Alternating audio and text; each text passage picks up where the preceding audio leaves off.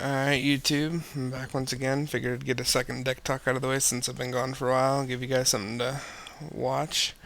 This is my take on Cade control. Um, I know there's two big Cade players out there that I've kind of taken looking up to. One was Death Thrawn. I don't think he plays anymore. And then the other one's Pandrum. I don't know if he's on the US server or not, but I watch his stream from time to time and really enjoyed him watching him play Cade control. So decided to kind of build my take on it. I don't know if my build's exactly like his or not, but um, we'll go ahead and get started. For my hero, chosen Chelsea. She pretty standard Cade control hero. All three of her abilities are pretty useful. Um, the first one is level 3. It's decrease AP HP of target creature opponent controlled by 1/1 and increase your HP of 1 of your hero.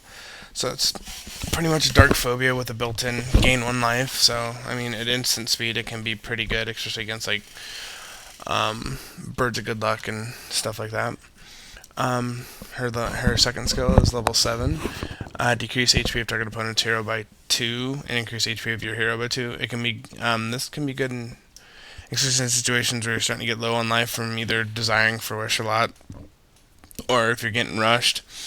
Um, it's also good if you guys happen to be in a stalemate and if you just need to get that last 2 points of damage in.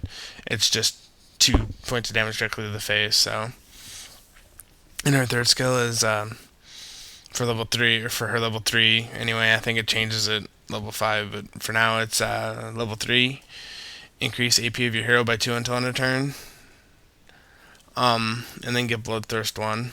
This can be good for taking out a 2 toughness blocker in the defense zone if you need to swing through with your creatures. And Bloodthirst 1, so if you take 2 damage yourself, you'll get 1 of that back. So if doing the 1 damage enough from her first skill isn't enough, you need to do 2, then this can be good to clear a 2 toughness blocker out of the way. In my level 1 slot, I run 3 Rotten Hounds. Since this isn't Rush, I like Rotten Hounds because on turn 1, if they don't have anything, you can play this to start early pressure, but it usually coincides later in the game when you play it on your turn 5 or your turn 6, to couple it with Party of the Dead, because what you do is leave 5 mana open, it flips, and then you Party of the Dead at the end of their turn, so you have a 3/2, and then you'll have 2/1 ghouls that they'll have to deal with. Level 2 slot is I run 4 Pale Blue Moons. Pretty standard card in almost every Cade deck I've ever seen played. This card serves a couple purposes. The first one is, I mean, it's got a big health for 3, so it can block for a couple turns. And then if it happens to get destroyed during battle, you can give something -1/-1. That's level 2 or less, so block and then take out one of their other attackers, so keep them from attacking with 2 creatures for a turn. And then for level 4, he can flip to a Bloody Moon, which is level 5/2/4 that can ping off creatures and increases attack power. That's actually pretty useful, especially late game, because you can leave it open in conjunction with Rotten Hound as well. Instead of using Party, you can use this, flip it, and then have a 3/2 and then a 2/4 in the attack zone on your next turn. I also do run Rusted Faith in my deck. I like Fallen Angel, but I don't like running it straight out at my level 5 slot like some people do. So I run Rusted Faith, which is really good because turn 2 play him, block, takes 1 or 2 damage, and then on your turn play Rusted Faith, so you've got a turn. On your turn 3, if you mana zone, you have a Fallen Angel, which can be really tough to deal with that early in the game. He also does combo well with the next card that I run, level 3, Doppelganger. It's a level 3/2/1 that when it comes into play, you put a second copy of this card in the other zone. Then decrease the attack power of a target creature you control. Usually you want to throw this on the Pale Blue Moon just because he doesn't have any attack power to begin with, so if he decreases his attack power, it doesn't do anything, and you're usually going to flip him anyway or something else, so giving him -1 attack power really doesn't do anything. So for 3 mana, you get a 2/1 in attack and a 2/1 in defense. The other level 3 I run is 2 Gravekeeper of Agaris.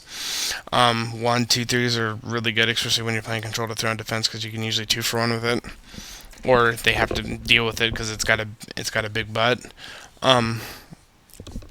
Something else that combos with this though is Necromancy, which is another card I run because it throws in a garrison into the graveyard, so you can bring in a Garrus back next turn, and that's a 4/3 body with haste, so you can take out a big blocker or attack a hero for big damage on turn 4. And this also will fuel Obelisk of the Dead, which is a card that I'll get to later.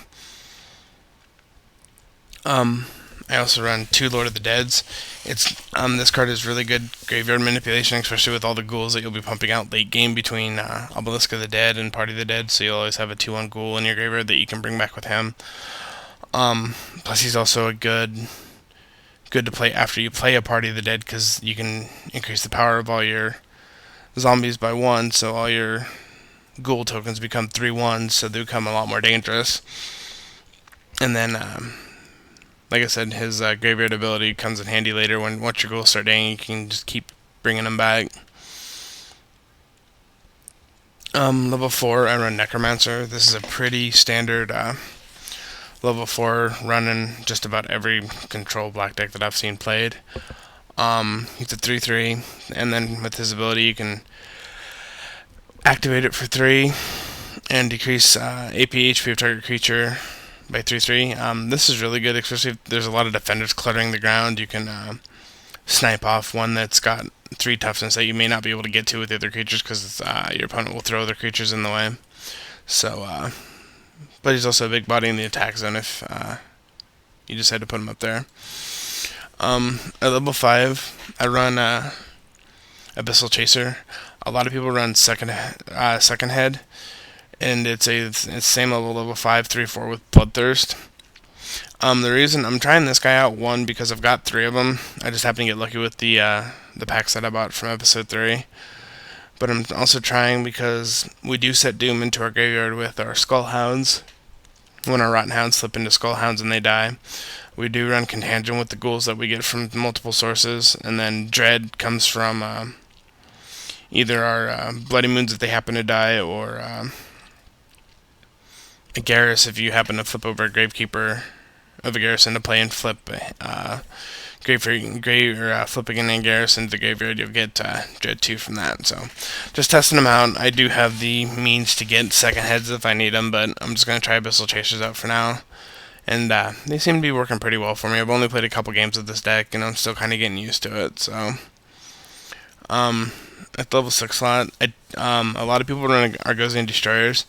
I'm really liking Lord of Darkness, because he decreases all level 3's attack power by with level 3 less by 1. This has saved me in a couple games that I've played, especially against like Green Spam or Red Rusher, because a lot of their creatures are level 3 or less. And I've run into the random, Last Ditch Resistance deck or Psych Rush. This really helps against that too, because a lot of their creatures are 1/1s or 2/1s, and completely nullifying their attack power is really good. So, getting into my spells. At level 1, I run Harsh Torture.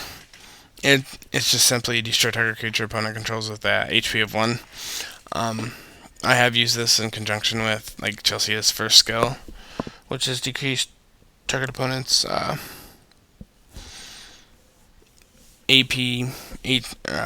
power and 8 health points of target creature by 1.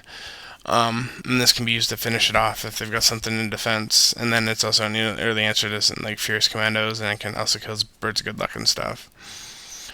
Level 3, I run 2 Contract with the Devil. Late game when you start running out of gas, this is just a good way to refill your hand, especially if you get a ghoul from an obelisk, attack with it, and then sack it to draw 3 cards. So pretty much just drawing 3 cards for for free, or Doppelganger is also another good target. Contract the one that's in defense if they don't really have any pressure on you, and draw 3 cards from it. I only run 2 though because I really don't want to see multiples of it. Now, if I see it early game, I usually do mana zone it just to especially if I don't have any shards. This is usually one of the first cards that I mana zone. At level 3, I also do run 2 Darkest Shadow.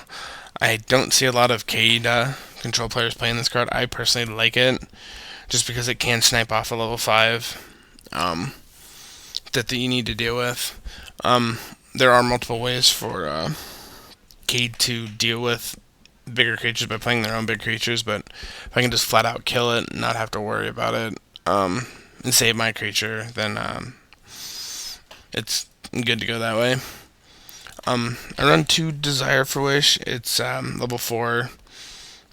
Decrease AP HP of all creatures opponent controls by 1, but I lose 1 life for every creature they have. The return on this is usually pretty good. I only run 2 at the moment, but I've considered bumping it up to 3 just because it is good. But I'm going to try it out with 2 for now. But a pretty staple card in any Cade control deck. Another one that you could run instead would be Scream of Ghost, but that really does kind of hurt you too. So if you're seriously wanting to play Cade control, I'd really recommend shooting for Desire for Wish. At level 4, I run Necromancy. This is a good card just in case if my Abyssal Chasers die. Target them, bring them back for a 3/4. I usually use this as to kill their defenders. I also have comboed this with, like, if I've got a level like a Doppelganger or a Gravekeeper in my grave, I'll Necromancy it out, attack with it, and then sacrifice whatever creature I brought back if it's level 4 or less, to Contract with the Devil, so you get 3 cards because the creature's going to die anyway, so you might as well get some cards out of it. But another good thing to do with it is if you play Gravekeeper of Agaris, get Agaris in your graveyard, then the next turn Necromancy the Agaris out, and then swing for big damage with him. In the burst slot, I run 2 Rested Faith. This card has actually proven to be pretty good for me.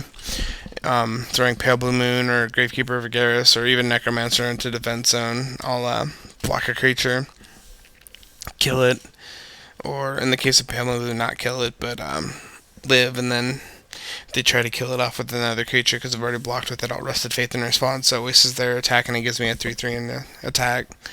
So it's worked out pretty well for me. Plus, if I don't ever have this situation, I'll usually mana zone this. This is a close second to Contract with the Devil. Then if it gets mana zoned, if I'm shard routed, because it's pretty situational. But I mean, it's served me better than it hasn't. So for now, I'm gonna keep it in for 2 slots and see how it goes. And then I'm running 4 Party of the Dead. Party of the Dead is a pretty standard card in Cade control. It was running rampant before they threw loyalty on it, but it's level 5 that you throw 2 2/1 ghouls into your attack zone that have Contagion. This is just crazy good because it doesn't give your opponent a chance to respond, and you can kill a couple of their blockers and decrease the attack power of one of their attackers. It really is that good, so it definitely is a 4 of. In the item zone, I run Obelisk of the Dead, and I run 2. This is good because Cade goes through so many cards between Party of the Dead, gives you 3 cards in your grave eventually. Gravekeeper of Agaris will give you 2, Doppelganger gives you 2, so you're going to feed your graveyard quite a bit. So having the ability to bring a ghoul into play is nice. But then I've also got the Zombie Lord in here, so I mean, you're building ghouls from Obelisk and from Party of the Dead, and then you play Zombie Lord and just alpha strike with a bunch of ghouls. I've done it a couple of times myself. It's a lot of fun. Shards are pretty standard. I run 2 Darkness Within. I could run 4, but I only run 2 just because it's not very often that I need to move something from their defense zone with level 2 or less to attack zone, but just in case if I need to get in for that last bit of damage and they decide to throw a cheap blocker on the way, and I don't happen to have any removal in my hand, I'll switch it to attack zone, and then just Alpha Strike for the win. Gemstone of Corruption is when it's set in the shard zone, increase skill cost of target item opponent controls by 1. This is just a common item hate card against any items that are out there, especially Aspire, since they seem to love items. But it doesn't have any drawback if I play it. So the only thing is kind of late game. If you need an answer now, it won't give you that because it'll draw the card next to the turn after. So if you know they're not running any items of importance, try to get them out of your hand early, out of the way, because later on you're going to want your other gemstones to try to draw into answers that turn if you need them. Run 6 of the standard Ritual Shard, and then I run 4 Evil Lord's Garden. I don't have anything with experience in my deck at the moment. I really haven't tinkered around with it, but I use it for the second ability, which is decrease attack power of target creature opponent controls by 1 until end of turn. So this can serve me really well, especially early game if I have a Rotten Hound out, I can play this, reduce one of their 1/1s to 0/1 and kill it with my Rotten Hounds. Or late game, if I want to save like my Abyssal Chasers or my Lord of Darkness, I can decrease the attack power of one of their defenders. And 2 for 1 sometimes in certain situations. Then my shards are pretty standard for just about not shards, but Terras are pretty standard for just about every deck I run. Empress to keep the shards coming in. The Fool is just another refresh if you happen to have no shards or you need to dig for answers if you don't have them in your hand. Hangman, just in case if they start getting a lot of attackers, I can throw everything into defense till I can deal with it, or just in case they hangman me because I got attackers, I can hangman back and still win. And then Hermit, just to draw cards so you can draw into answers. So this one might be a little shorter because, like I said, Cade isn't one of my more well-known decks. I'm still playing around with it, getting used to the intricacies of it, but so far I've done pretty well with it. So if you have any comments, just leave them in the comment section below or hit me up in game as Delusions. And always, if you're looking for an active crew, Outlaws is always looking for people. So hope you enjoyed it, and take care all. Peace.